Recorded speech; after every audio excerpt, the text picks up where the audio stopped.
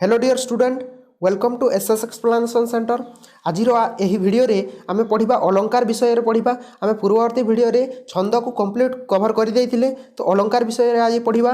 बुझला, अलंकार रो दुईटा पार्ट करबा। एटा पार्ट 1 चलिबो, आउ गोटे वीडियो रे पार्ट 2 हेबो, काहे ना एटा टिके लंबा अछि ए पार्टटा। ठीक अछि, तो जो माने हमर छंद पढ़ी नाहंती किंबा क्लास गुडा देखि ना हो, ताहले मु डिस्क्रिप्शन रे लिंक दे देबी, देखि नियो। नहले चैनल पेज को विजिट करिकि देखि नियो। ठीक अछि, तापर से सेठार जो क्वेश्चन आंसर दिया है, होमवर्क दिया है, सेटा करि पकाइबो। बुझिला। आ गोटे कथा, जो मानकर एही पाठ सरला परे, एही पाठ सरला परे मु तुमको होमवर्क देई थाए। ठीक अछि, तो मु गोटे व्हाट्सएप ग्रुप करिछि, आउ टेलीग्राम ग्रुप मध्य करिछि। बुझिला। तो सेठारे जॉइन हो जाओ। मु जो होमवर्क गुड़ाक देवी सेटा निजे करके देखाइबो, मु देखिबी। ठीक अछि। हौ आउ गोटे कथा, तो जो माने आम चैनल को वर्तमान पर्यंत सब्सक्राइब करना हो, सब्सक्राइब करनियो। कारण कोन, तुम माने कहबो जे काहे सब्सक्राइब करिवो सर, काहे ना मु एठारे जो तुम मानक पई जो इन्फॉर्मेटिव नोटिफिकेशन तुमर मैट्रिक क्लास किंबा हो किंबा अलगा अलगा दिर नोटिफिकेशन गुड़ाक एठारे अपलोड करिवि। हला, आउ गोटे कथा, नोटिफिकेशन देवा सह सह एठारे क्लास मध्य चालू रहिबो। तुमरो मैट्रिक क्लास प्रिपरेशन पई फुल्ली हेल्प करिवि मु। बुझिला। तो चैनल को प्रथम सब्सक्राइब करनियो, और बेल आइकन टी को बजे दियो। काहे कि बेल आइकन बजे देले कोन हबो, मु जेतेबेल भी क्लास गुडा को अपलोड करिवि किंबा नोटिफिकेशन अपलोड करिवि, तुम मोबाइल पाखको नोटिफिकेशन टा जीवो, संगे संगे जीवो, और तुमे प्रथमे जानि परिबो कोन चलिछि कोन नाही। ठीक अछि, तो सब्सक्राइब करनियो प्रथमे, और वीडियो को गोटे लाइक कर देबो। ठीक अछि, गोटे लाइक कर देबो वीडियो को। ठीक अछि, चलो क्लास टी आरंभ करिबा। आमे अलंकार विषय रे पढ़िबा। अलंकार कोन, आमे छंद पढ़िथिले, काहू छंद कहा जे कोन होइथाय, सेतिर क्वेश्चन डिस्कशन आगामी क्लास रे करिबा। एटा छंद सरी जाउ, तापर क्लास डिस्कशन क्वेश्चन डिस्कशन करिबा। ठीक अछि, तो अलंकार विषय रे देखिबा। अलंकार कोन, जे साहित्य को सरस सुंदर और रमणीय करबा को हेले सौंदर्य वर्धक उपादान आवश्यक हुए। साहित्य को कोन, साहित्य को सरस सुंदर और रमणीय, बुझला, साहित्य को भल तमने पढ़िबा पई भल, सुनिबा पई भल, करिबा पई सौंदर्यवर्धक उपादान को आवश्यक, जो उपादान आवश्यक होइथाय ताहाको आमे अलंकार बोलिकी कहि थाउ। ठीक अछि। यह वाक्यर स्वभाव वृद्धि करे। आमे जेते वाक्यटा को पढ़िबा, सेते बेले कोन हबो, अलंकार सेठी थिले हमको भल लागिबो पढ़िबा को हेले। ठीक अछि। पाठक प्राण को अनुमोदित करे। वस्तुतः अलंकार सौंदर्यपूर्ण होउछि साहित्यर वैशिष्ट्य। वस्तुतः कोन, अलंकार हेउछि साहित्यर वैशिष्ट्य। साहित्यर वैशिष्ट्य एते शॉर्ट क्वेश्चन आसी पारे, जे साहित्यर वैशिष्ट्य कोन, जे अलंकार। ठीक अछि। तद्वारा काव्य कविता रमणीय होइथाय। एही अलंकार द्वारा कोन होइथाय, काव्य कविता तुमर पढ़िबा पई भल लागिथाय, सुनिबा पई भल लागिथाय। ठीक अछि।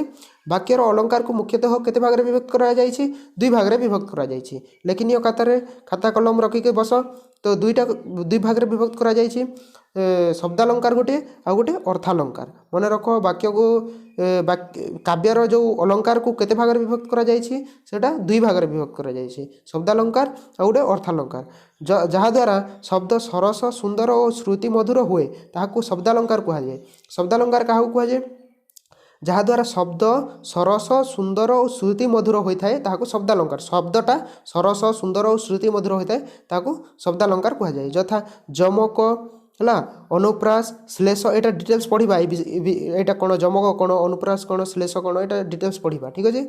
आउ कोन अर्थालंकार काहाको कहा जाय, जहा द्वारा अर्थ रमणीय और चित्ताकर्षक होइथाय। जहा द्वारा अर्थ रमण माने अर्थ, जहा गुटे शब्दर अर्थ हमको भल लागिथाय, चित्ताकर्षण लागिथाय, सेटा को अर्थालंकार कहा जाय। जेमिति कि उपमा, उत्प्रेक्षण, आउ रूपक, व्यतिरेक इत्यादि। बुझिला, अर्थालंकार एटा उपमा, उत्प्रेक्षण, रूपक, व्यतिरेक। चिंता कर नाही पिला माने, एही उपमा, उत्प्रेक्षण, रूपक, व्यतिरेक कोन कोन, सेटा मु डिटेल्स तुम मानकु भल भाबरे बुझाइबी। तो आमे एही वीडियो रे आमे जमक, अनुप्रास आउ श्लेष विषय रे पढ़िबा। एटा आ गुटे वीडियो करिबा, जोटा अर्थालंकार जोटा। ठीक अछि। चलो अनुप्रास पढ़िबा प्रथमे। अनुप्रास कोन, अनुप्रास कोन, जे पद मध्य एक बा एकाधिक व्यंजन वर्ण बारंबार उच्चारित हेले ताको अनुप्रास कहा जाए। जे कोन गोटे पद अछि, सेतिरे कोन एक बा एकाधिक, एक किंबा एकरु अधिक जो व्यंजन वर्ण बारंबार उच्चारित हेउथिले ताको अनुप्रास कहा जाए। कोन कहूछि, जे पद मध्य एक बा एकरु अधिक व्यंजन वर्ण थिबो। व्यंजन वर्ण तो तुम माने जानिछो, क ख ग घ, एटा जानिछो। तो व्यंजन वर्ण बारंबार उच्चारित हेउथिले ताको अनुप्रास कहा जाए। अनुप्रास अलंकार कहा जाए। बुझिला। उदाहरण टिए देखिले तुम माने आराम से बुझी जिवो। जेमिति उत्कल कमला विलास उत्कल कमला विलास दीर्घिका मराल मालिनी लीलांबु चिलिका एटा राधानाथ रायंकर जो चिलिकार अच्छी चिलिका पद्यर सेठर गोटे पदटे यहाँ यही दुईटी पदरे क आउ ल आउ म बारंबार आवृत होती देख क एठी क म ल सबुति क म आउ ल अधिकांश व्यवहार होती तो एमती थिले कौन हम अनुप्रास अलंकार बोलिकी कहुब जो गोटे व्यंजन वर्ण बारंबार उच्चारित होता आ गोटे उदाहरण देखी नेबा लावण्यवती कवि सम्राट उपेन्द्र भंजकर देखा देखी नब कालिका बकालिका मालिका आली कालिका क्लांत स्मरी रक्षा केमंते करी करिबा मत करी गति की एमंत विचारी एटी कौन होती देख क ल र व्यंजन वर्ण बारंबार प्रयोग होती क देख क ल आउ र बारंबार प्रयोग होती एमती बारंबार प्रयोग व्यंजन वर्ण बारंबार प्रयोग होते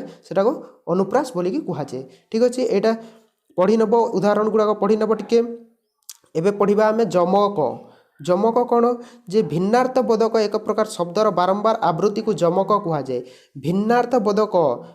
भिन्नार्थ बोधक एक प्रकार शब्दर बारंबार आवृत्ति को जमक कहुए जे कौन भिन्नार्थ बोधक गोटे गोटे तुम जो शब्दटा थिबो किंतु सेटार अर्थ अलग अलग थिबो भिन्नार्थ बोधक से अर्थ अलग अलग होइथिबो से गोटे प्रकार लिखा होइथिबो किंतु से अर्थ अलग अलग थिबो तो एमिति बारंबार आवृत्ति को जमक अलंकार बोली कहा जाए उदाहरण स्वरूप देख एटा गोटे उदाहरण देछि उपेन्द्र भंजकर एथिरे तीनोटी नलिनी नलिनी नलिनी लिखा होइछि बुझला तो एथिर अर्थ कोन लिखा होइछि प्रथम पादरे देखिबा एथर अर्थ कोन प्रथम पादरे थिबा नलिनी एक संबोधन पद एही नलिनीर अर्थ होछि एक संबोधन पद एटा है आउ द्वितीय नलिनीर अर्थ कौन यही द्वितीय नलिनीर अर्थ कौन पुष्करिणी यही द्वितीय अर्थ नलिनीर अर्थ पुष्करिणी देख दुईटा अलग अलग है ना तापर तृतीय नलिनीर अर्थ कौन पद्म तृतीय नलिनीर अर्थ पद्म देख गोटे हिसाब से लिखाई किंतु अर्थ अलग अलग एमती थी कौन कहुए जमक अलंकार बोली कहुए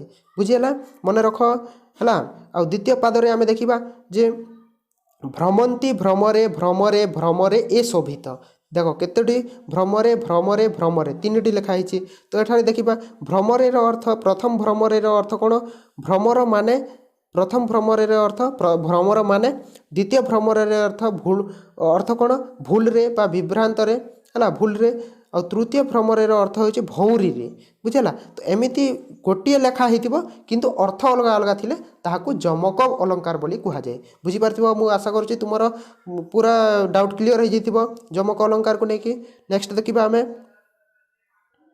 श्लेष देखिबा एबे श्लेष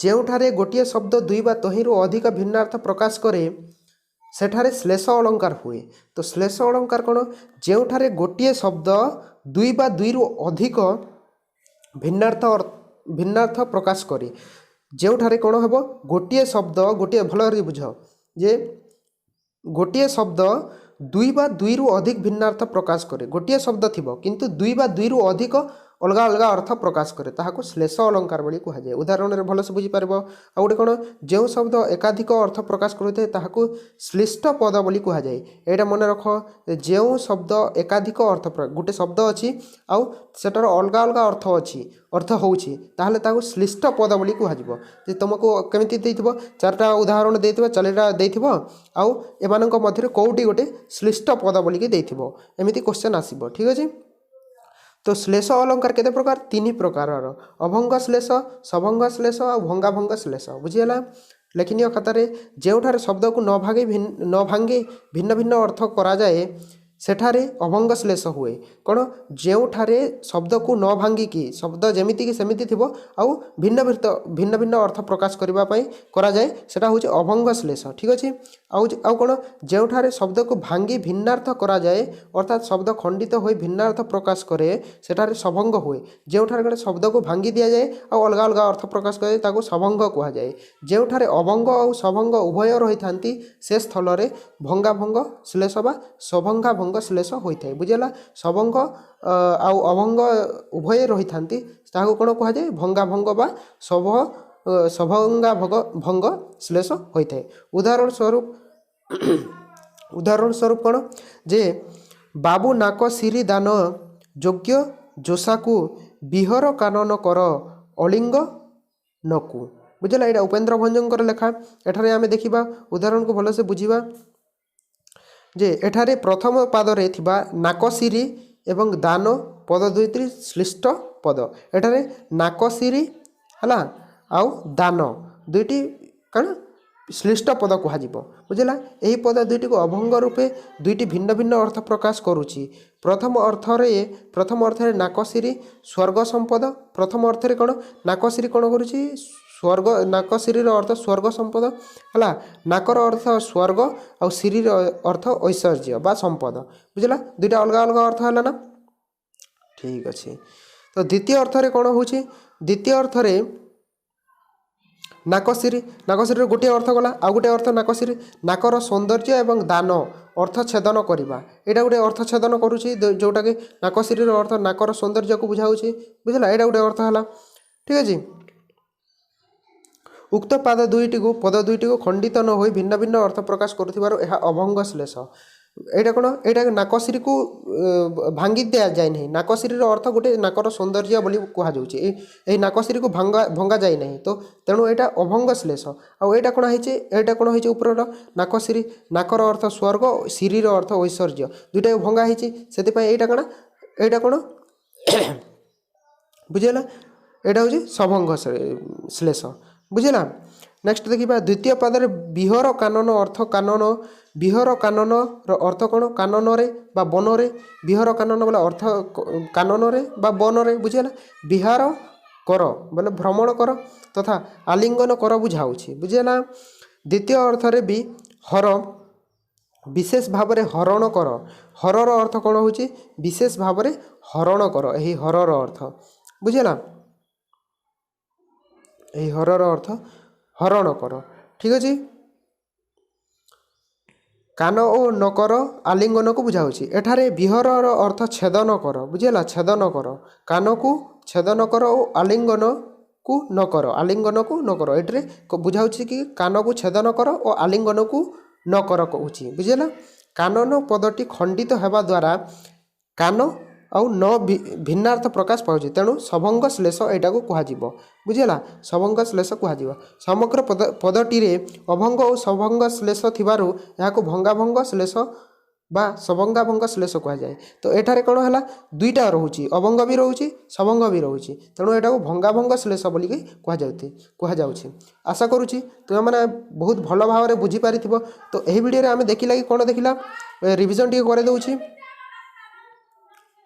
है रिविजन निश्चित भाव में दरकार तुम आम यही वीडियो आम पढ़ला जे जमक अनुप्रास आउ श्लेष पढ़ीजा ठीक अच्छे नेक्स्ट वीडियो आम अर्थालंकार विषय पढ़ा उपमा उत्प्रेक्षण रूपक व्यतिरेक ठीक अच्छे यही वीडियो एतिक मात्र तो एते पर्यंत देखि तुम मानक धन्यवाद आउ एठार होमवर्क कौन जे एतिर नोट लेखिक मत देखाइब मते व्हाट्सएप ग्रुप रे मते सेंड करनियो बुझिला आउ बुझी पारल ना नाही कमेंट करिके तले लेख हला आउ चैनल टी प्रथमे जदि सब्सक्राइब करनियो एबे पर्यंत तो सब्सक्राइब करनियो आ गोटे लाइक निश्चित भाव में कर ठीक अच्छे हो ये वीडियो एतकी भी थिला धन्यवाद।